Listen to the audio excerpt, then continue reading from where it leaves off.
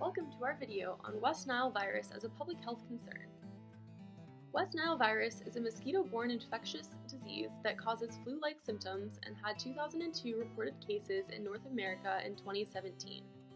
This disease is transmitted to humans via a mosquito bite. Mosquitoes are one of the deadliest animals in the world. They are known for being the most common vector of human illness, transmitting major diseases such as malaria, Zika, St. Louis, encephalitis, and many others.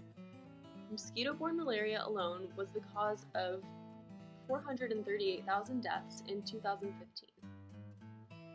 The people most at risk for contracting West Nile virus are those with compromised immune systems, the elderly, and people with a history of cardiovascular disease, renal disease, or hepatitis C.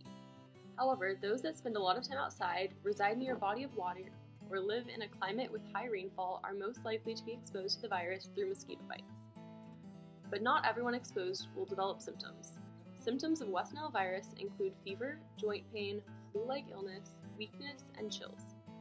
In more severe cases, infected individuals can develop encephalitis, paralysis, and meningitis. West Nile virus is an important public health issue because of the detrimental health effects it can have on people, and the lack of treatment options available. Taking preventative steps is one of the only ways to control the spread of this virus in public health. Now we will take a look at the origin of the disease. West Nile virus was discovered in the West Nile district of Uganda in 1937 and was later found in Africa, Asia, the Middle East, and Europe. It is now found across the United States as an Israeli strain was introduced into New York City in 1999. It is thought to have been carried here by an infected stowaway mosquito that arrived by plane or by cargo ship. There are many different species of mosquito that carry infectious diseases, but each genera transmits specific diseases. West Nile virus is most commonly carried by the southern house mosquito, or Culex quinque fasciitis. They breed in polluted waters and containers, in which the conditions are stagnant and warm enough for the larvae. Only the female mosquitoes bite humans and animals, so all disease vectoring is done by the females. Mosquitoes are most commonly active and biting during the evening, nighttime, and early morning hours. Throughout history, mosquito-borne diseases have been one of the leading causes of death for humanity due to lack of human medicine and endemic control for these diseases. This brings us to today, where the scientific community works with public health workers to monitor and combat mosquito-borne disease outbreaks. When we look specifically at West Nile virus versus the rest of the major vector-borne diseases, it is true that it is not as violent as, say, malaria, but in North America, we are fortunate to not have the larger threats. However, West Nile virus is a significant health concern across the United States, since it's so easy to come into contact with via mosquito bites. For many people, symptoms don't develop, but it is still a prominent concern because there are vulnerable populations such as the young and elderly where the disease can be harmful. Here are a few statistics. In 2012 in Texas, which was the worst hit state, cases jumped by nearly 200 over the course of a week, and deaths reached 31. In 2017, the United States had 2,002 cases, with 121 confirmed deaths. Of those, the two states with the largest numbers of cases were California and Texas. Also, as recently as June of this year, the Dallas Public Health Department has found mosquitoes that test positive for West Nile virus.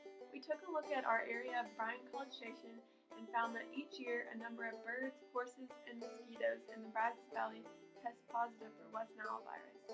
On occasion, there are human cases diagnosed. Within Bryan College Station, there is a program called City of Bryan Mosquito Abatement Program, or COBMAP.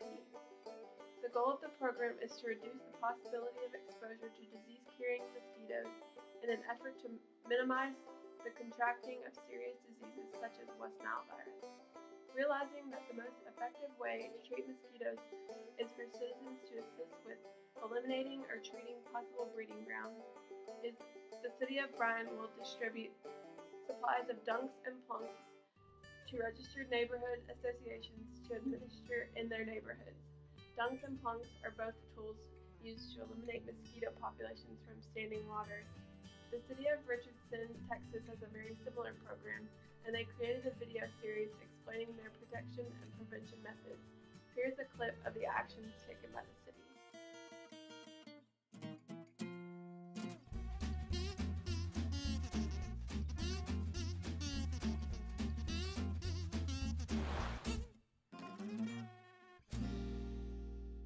The most effective way to control the mosquito population is by eliminating the breeding source.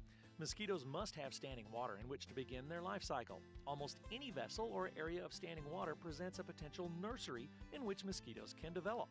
And citizens are encouraged to eliminate mosquito breeding areas from their home and yard. You should keep screens, windows, and doors in good repair, fix leaky outdoor faucets and sprinklers, avoid overwatering your lawn, and keep from letting bird baths, swimming pools, pet watering dishes, flower pots, and saucers or other vessels to hold water and become stagnant. Remember, you can be as effective in controlling the mosquito population around your home as a municipal spraying campaign. For more information about the Richardson Mosquito Control Program, log on to www.core.net/mosquito. In our area, mosquito populations are most numerous during the summer and fall months, so outside activities such as sports, hiking, and tailgating will increase your chances of being in contact with the infection. Most cases do not show any symptoms, and because of this, odds that any given individual has been exposed but not infected are high. Finally, it is important to talk about what we can do to prevent the spread of West Nile virus through vector management, because again, there is no known cure or vaccine. Here are 3 easy ways to reduce mosquito populations and prevent West Nile virus. 1. Using mosquito repellent. In addition to regular bug spray, there are also options such as candles and bracelets that can be used during outdoor activities. 2. Wearing protective clothing. Even though it's hot, you should wear long sleeves and long pants during the evenings when mosquitoes are most active. Protective clothing, in addition to repellent, can extremely reduce your chances of exposure. 3. Eliminate mosquito breeding sites. Mosquitoes lay eggs in still standing waters, which are most abundant after it rains. Make sure to reduce the mosquito population by dumping out collected water in buckets, old tires, or anywhere that rainwater could stand. Also, make sure to fill in any holes where puddles form after any rain to reduce mosquito larvae populations. Lastly, the Texas Department of Health created the 4 Ds, which are helpful tips to limit your exposure to and the spread of West Nile virus. 1. Dusk and dawn. The times of day you should try to stay indoors. This is when infected mosquitoes are most active. 2. Dress. Wear long sleeves and pants when you're outside. For extra protection, you may want to spray thin clothing with your paint. 3. Deep. An ingredient to look for in your insect repellent. Follow label instructions and always wear repellent when outdoors.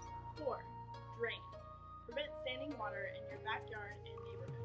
Examples of things that might need draining include old tires, flower pots, and clogged rain gutters.